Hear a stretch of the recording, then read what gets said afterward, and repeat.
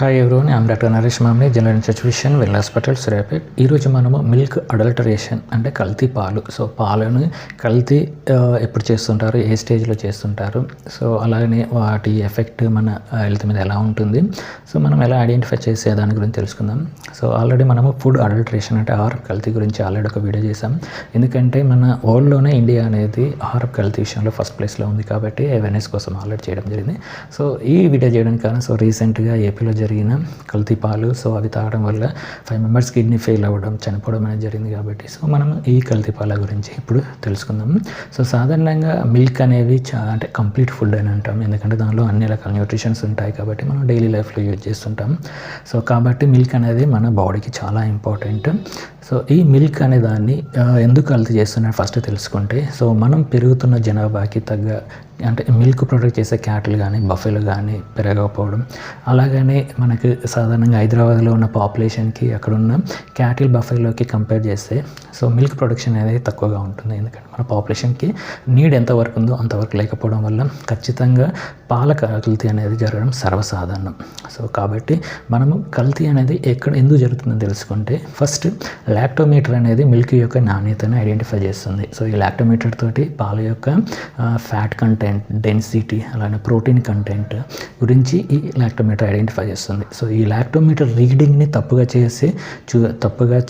చేసేసి అంటే మనకి ఈ లాక్టోమీటర్ రీడింగ్స్ మాస్క్ చేయడానికి ఈ పాలు అమ్మే వాళ్ళు రకరకాల కెమికల్ కాంపౌండ్స్ కలుపుతుంటారు. ఫస్ట్ పాల యొక్క క్వాంటిటీ పెరగడానికి వాటర్ని కలపడం. సో ఈ వాటర్ని కలిపినప్పుడు పాల యొక్క అంటే డెన్సిటీ తగ్గుతుంది కాబట్టి దానికి స్టార్చ్ అంటే పిండి పదార్థాలు కలపడం, అలాగే అమ్మోనియం సల్ఫేట్ కలపడం, అలాగనే ఈ పాలలో ఉండే ఫ్యాట్ని తీసేసి, అంటే అది చాలా వాల్యుబుల్ కాబట్టి అది తీసేసి వెజిటబుల్ ఆయిల్ అని, వనస్పతి ఆయిల్ అని చెప్పేసి వాటిని కలపడం. సో ఇవన్నీ కలవడం కోసమని డిటర్జెంట్స్ని సో అవన్నీ ఎమల్సిఫై చేస్తూ ఉంటుంది. సో అన్నీ కలిపి ఉంచుతుంది కాబట్టి డిటర్జెంట్ని యాడ్ చేయడం, అలాగనే నైట్రోజన్ కాంపోనెంట్ కోసం అని చెప్పేసి యూరియా కలపడం. సో యూరియాని ఆర్టిఫిషియల్ పాలుగా కూడా అసలు పాలు లేకుండా పాలు కూడా ప్రొడ్యూస్ చేయొచ్చు యూరియాతోటి.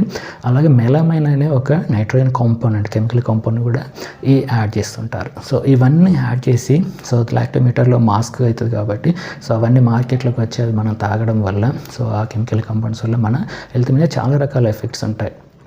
సో నార్మల్గా సో ఎక్కువ పాలు కల్తీ జరిగినప్పుడు విరేచనాలు కావడం, గ్యాస్ట్రిక్ ఇరిటేషన్ కావడం, చిన్నపిల్లల్లో పాలు తాగని కడుపు నొప్పి అని ఏడవడం, అలాగనే లాంగ్ టర్మ్ ఎఫెక్ట్స్ అనేవి సో క్యాన్సర్స్ కావడం కూడా ఇలాంటివి జరుగుతుంటాయి.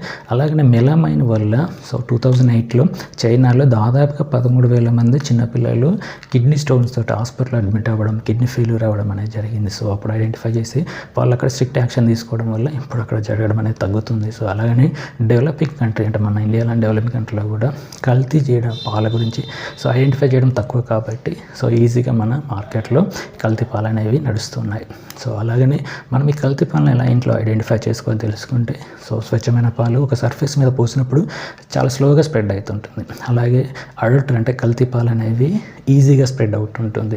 అలాగనే అంటే వాటర్తో ఎక్కువ ఉన్నప్పుడు ఈజీగా స్ప్రెడ్ అవుతుంది. అలాగనే స్టార్చ్ ఉన్నప్పుడు సో మనము ఆ పాలల్లో కొంచెం ఐరన్ అంటే వేడి చేసి చల్లార్చిన పాలలో కొంచెం ఐరన్ సొల్యూషన్ వేసినప్పుడు అవి బ్లూ కలర్లోకి, నీలి రంగులోకి మారిపోతుంటాయి. అలాగనే అంటే మనకి డిటర్జెంట్స్ కలిపినప్పుడు ఆ పాలను ఎక్కువగా తిప్పినప్పుడు ఒక అంటే దాంట్లో మనం ఎక్కువ తిప్పినప్పుడు దానిలో ఎక్కువ నూరగా రావడం, సో డిటర్జెంట్స్ ఉన్నట్టు మనకి ఐడెంటిఫై. అలాగే యూరియా లేదా అమైనో సల్ఫేట్ కాంపౌండ్స్, అదే ఫార్మలిన్ కాంపౌండ్స్ ఉన్నప్పుడు మనకు ఆ టేస్ట్ అనేది బిటర్ టేస్ట్ అంటే చేదులాగా పాలుగా ఉండడం అనేది కూడా మనము ఈ కల్తీ పాలు అనేది ఐడెంటిఫై చేయవచ్చు. అలాగే కొంతమంది ప్యాకెట్ పాలు సేఫ్ అని ప్యాకెట్ పాలు తాగుతుంటారు, కానీ ప్యాకెట్ పాలు కూడా ఎక్స్పైరీ డేట్ అనేది వాళ్ళు చేంజ్ చేసి మళ్ళీ రీసైకిల్ చేస్తుంటారు మార్కెట్లోకి. సో మనం ప్యాకెట్ పాలను కూడా మనం సేఫ్ అని ఐడెంటిఫై చేయలేం. సో కాబట్టి వాటిని కూడా మనం జాగ్రత్తగా ఉండాల్సి ఉంటుంది.